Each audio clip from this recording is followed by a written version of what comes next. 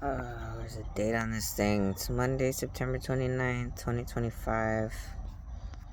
It's 9:02 in the morning. Making a video, just a vlog, because I feel like talking a bit, and I'm making a vlog to talk because I wanna post how I'm feeling about a lot of things, or what I'm thinking about right now, because it's good to just let out what you're feeling. I didn't even camera. I didn't know you could. I think that's cool. This is my daughter's phone, so I'm using it because I have no memory on my phone. And the live videos always fucking freeze all the time, because whenever I'm talking about something particularly upsetting or controversial, I feel like it interferes with the waves of time as the video is being watched in real time by whoever, or as I'm recording it, and I feel like that glitches. It makes it glitch a lot, the connection. Because it's strange. It always mostly happens during those times when it's something very controversial or something very upsetting that I'm talking about that might get me targeted or banned or whatever, that it starts all of a sudden glitching, and whatever I say, all my words are just fucking deleted. Like, everything's just gone, because it just like jumps over that whole rant of whatever I was bitching about in that moment. So when I record videos, obviously that doesn't happen, because it's a set recording on my phone, and then I get to upload it all together. But even then, sometimes when there are videos that are like controversial, or I'm being a little too vulgar or aggressive, then sometimes I'll have trouble uploading, where it's like it freezes or it'll crash and it won't upload. It's like I've been, I wouldn't say protected, because at this point I feel like it's already just God targeting me, like keeping me quiet, because he doesn't want me to get that much attention, that much negative attention, because it's not something that I'll respond well to. But I mean, at this point, my will, I feel, is being infringed upon, my free will, when that keeps happening, because I want to be heard. I want what I'm saying. I don't care how offended in the moment people feel about it. What I'm saying, I'm meaning it in the way that I'm saying it. It might sound generalized or rude or aggressive, but I really don't give a shit in those moments, because I've seen the world, and I understand it in a way that most people cannot even comprehend or fathom, because I look at things like ahead of time, like way ahead of time. That's why I haven't gotten my nonprofit and all of that, like all of my plans that I have to like move forward with changing the world, really making a difference. I've sowed the seeds here and there for certain things. I've laid the framework for it for myself, but I haven't really put effort into making it grow fully, because of the fact that I understand that in order to have an organization like that, in order to be in charge and successfully creating programs and initiatives that are actually doing good out there in the world, to the degree that you're putting millions and billions of psychopaths' fortunes at risk of no longer accumulating wealth, you're going to be a target, and you need to have a certain amount of people on your side that are trustworthy. At least in your inner circle, you have to have an inner circle that won't sell you out for a few $1,000,000 or 100 million, $1 billion, whatever, any amount of money. You have to have that circle. And I mean, I didn't even have a foundation of people that would support me for just being their family, or friends, just freely, without having to do anything. I was constantly like challenged in that aspect, where it was like, oh, it's gonna be hard, impossible, always put down or looked at or ignored. Like, whenever I talk about these things to people, it's just always like, oh yeah, like good luck with that, you know, like there's not really any support, you know, not even word wise. So I mean, now they're starting to be a little bit more these days. I'm talking about when I first started. These days, there's a bit more because people see that I'm actually successful. Like in my Karma Quirks Legal, I'm actually helping people there. I'm actually, you know, getting them to win cases on their own. I'm showing them how to fight for themselves. And, you know, people are seeing that and seeing that it's actually working. So I'm getting more support in that sense. But, you know, it wasn't something that just started up that way. And even then, like I still don't have like a solid like foundation of people that I feel like, you know, if it came down to it, where I was being targeted, they would stick up for me, or, you know, be on the lookout. You know, I really, I mean, I feel like maybe a couple of them would maybe be over. Athena for sure would be on my side, but she's too little right now to be taking on anything like that. But yeah, I don't feel that. And I mean, and especially now, like looking at what happened with Charlie Kirk and all the stuff going on with his realm, you know, as far as how they're dealing with his death and his murder, and not really like trying to seem to want to really get to the bottom of things. You know, it's upsetting, you know, because that's somebody, he did build it on his own mostly. I mean, he had help obviously, but he's, you know, he had that circle of people that he felt he could trust and thought were on his side. And, you know, a lot of people are starting to feel like he was betrayed by his inner circle, or at least some in his inner circle. And it's something that really like brings me back to the foundation of everything and makes me think, because it's like, you know, I value my life. Like I love myself regardless of what I feel I have to do to help change the world, or what, you know, efforts I have to put in. I want my life, you know, I want to live my life happily. I want to have my stuff. I want to have my family. I want to be able to do fun things. You know, I want that for myself. And it might sound selfish, and it is to a degree, you know, but that's the way you have to be as human beings. We have to be a little selfish sometimes and make sure that we have our own things, you know, in place and protected. And I want that, you know, I want that for myself. I want a life where I'm not going to be, you know, having to worry that I'm going to be betrayed by the people that I'm trusting, and living peacefully mostly, you know, while I'm out there doing my mission. And it's very difficult to realistically get that when you're going against forces like underground, you know, hidden entities, agencies that have been controlling the world basically for a long time now, since way before any of us were born. There's been a machine in place that's been just keeping people in check. You know, they have the money and the time and the resources to be able to, you know, look around the world and see the talking pieces that are out there that are pulling people, that are pulling energy, and be able to manipulate them to whatever agendas that they have, that they want.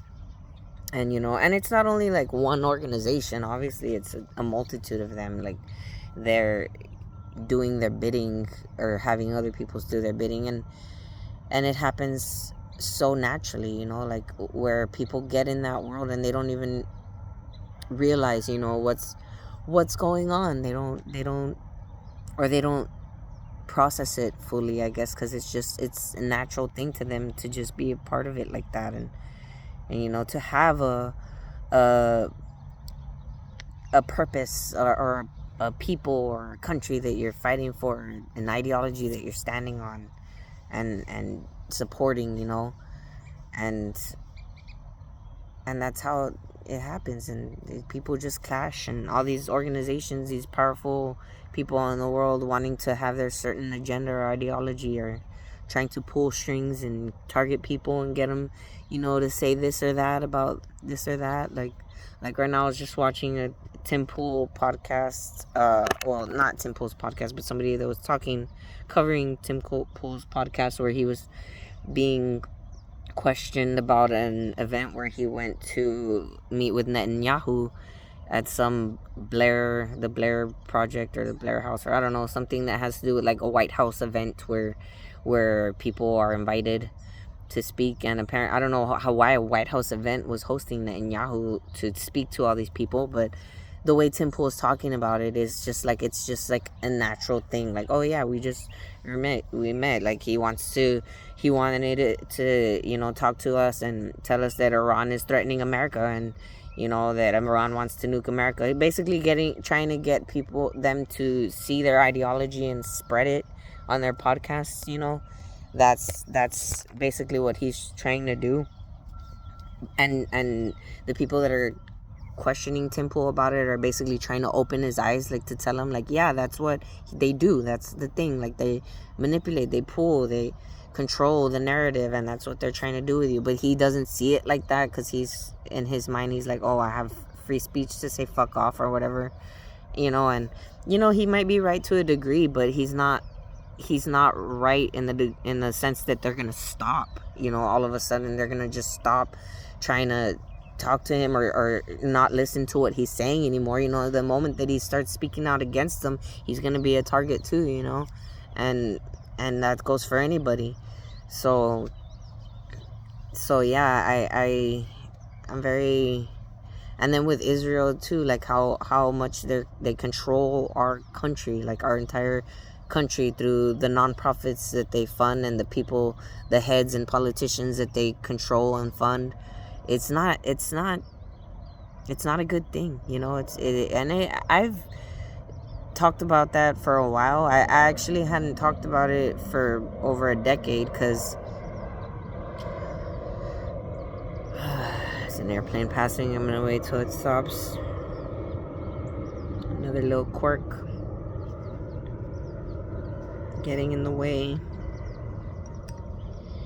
So I was talking about Israel and how fucked up it all was back in 2012 or so, 2013, 2014. And because that's when I started realizing, like, how much we fund them and how much our politicians are, like, shilling for them. And it made me really question, like, why are we so pro-Israel, like, to the degree where it's almost more than America. Like, why are these politicians able to meet and agree on things when it has to do with Israel, okay, and what's good for Israel? Why can't they make, agreements in their complicated legislative nonsense where they shove, things to help Israel in there? How come they can do it for that, but they can't for America? They can't for Americans, put our best interests first and just say, you know what, let's help these people, let's help those people, let's put these people, doing this. Or why can't they? I don't understand. Well, I do understand actually now, but back then I didn't. It just really confused me as to why we were like that. And I would get banned. A lot of my comments would get deleted, and I was confused as fuck at the time, because I had no idea even that the government was that much in our business, like online, that they were like looking for people, random commentators online that are just saying bad things about Israel and just arguing with them. Literally, they had a whole, group of people in the, I think, Homeland Security, or I don't remember what group it was. But it was one of the federal agencies where they had a team of people, just their job was to just go on news stories online and combat comments of people that were like, speaking out against the corrupt government and Israel in particular. And and you try to tell people that at the time, like, what's going on, what you're dealing with, and what's questioning it, and of course you're upset because it's like you're trying to just talk about it, and people are just putting you down, calling you names, saying you're this and that, and then your voice is silenced. Basically, you have nothing, no power, nothing, no resources to say anything. And yeah, it pissed me off. Like, it pissed me off.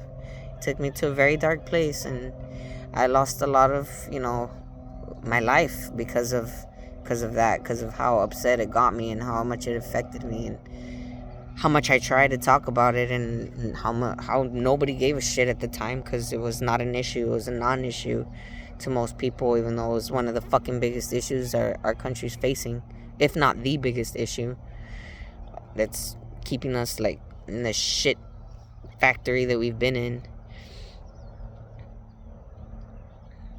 So yeah, I'm just like thinking again now, like, what should I do?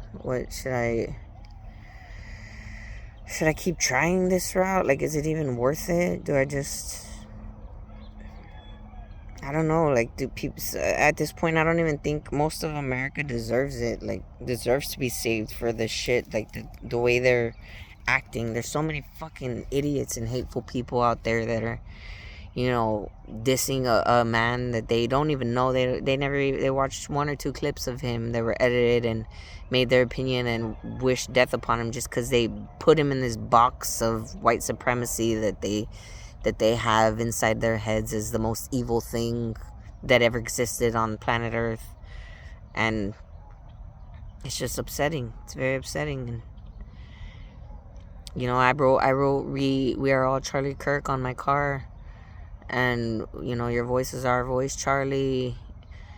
And somebody tried, I think they were gonna write more, but I don't know if I probably somebody else was walking and they got spooked, but somebody was trying to write on my window, like, I don't know, they just wrote a JT. I think it was a JT, I'm not sure, or maybe it was an initial of Jesus and a cross. Maybe they were pro. Nah, I don't think so, because it was permanent marker. So it was a little hard to take off. But yeah, people have been vandalizing his memorials and his paintings and everything that people have been, doing to honor him in his life. There's a bunch of assholes out there destroying it and thinking they're right just because they're mad about the fucking immigration laws being enforced and fucking losing their DEI and their fucking, their free shit, whatever free shit they've been getting. They're just mad about all of that and, taking it out on everybody and everything that they feel is responsible for that, which is the right, all of the rights. It's very upsetting.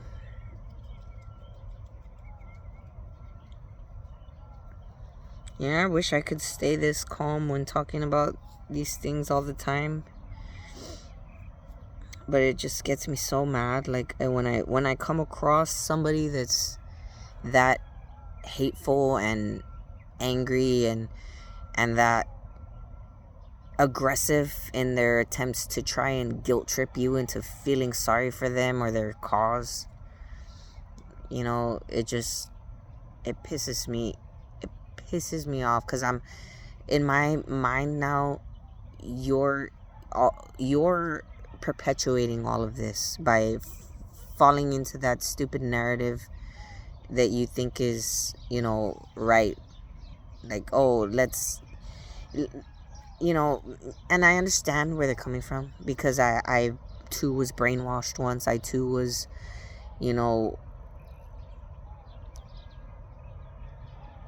confused about what I was supporting, and I didn't know I was confused, and it's weird, like, to break out of it and see really what you're doing. Like the trans issue, you think you're so morally above everyone else because you You accept people for who they are. You accept that they are just, you know,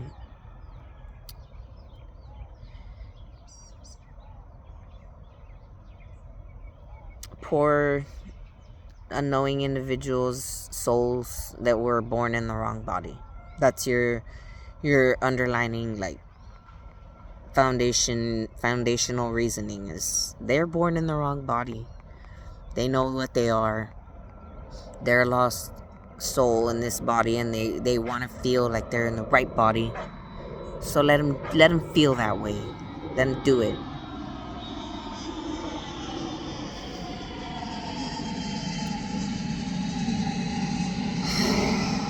And for so long, I agreed with that sentiment, even though I thought it was wrong for people to, you know, dismember parts of themselves, healthy organs. I thought it was wrong. I still thought, you know what? It's not my choice. It's not my body. It's theirs. And if that's how they feel, who am I to say otherwise? You know?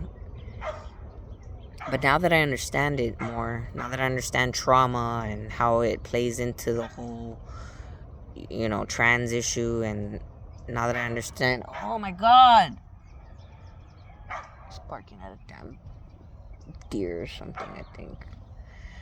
Now that I understand it better, it's more easily rationally processed in my mind as a mental health issue, a mental condition that needs therapy in another way, not affirming in a medically disturbing way, you know. Now I equate it to somebody that's depressed and, you know, living a life where they hate themselves and they hate who they are and they hate their bodies, and they start to cut themselves because they feel better when they cut themselves. They actually feel better because it brings relief to the emotional angst that they're feeling that they can't control. You know, this is something that they can control, and I know this because I used to do this myself. Like, it's just about controlling your emotions, controlling how you're feeling, and that's literally what these people are doing. They want to control how they feel about their bodies, about who they are. So they're literally willing to cut their privates off, their you know, actual physical healthy bodies off, so they can feel like they're in control.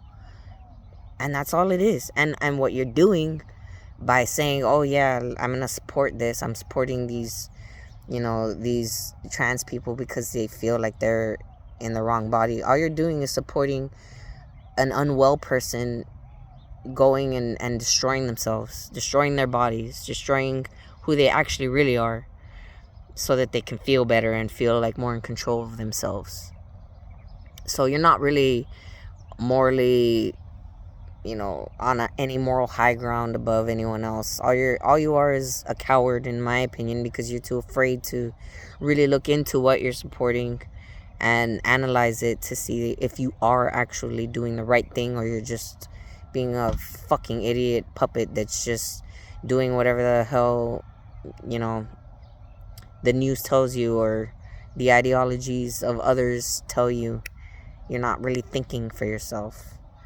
And it's hard because once you're to that degree and you're that brainwashed, you know, you're just stuck in that emotional angst. And that's why so many of them are so angry. Like, they don't know what to do with everything, because they can't break outside those brainwashing thoughts and really have a conversation. They'd rather just attack you and, you know, tell you that they hope you die and wish that and pray for it, and, you know, manifest it in their rituals or whatever. They rather do that than talk to you.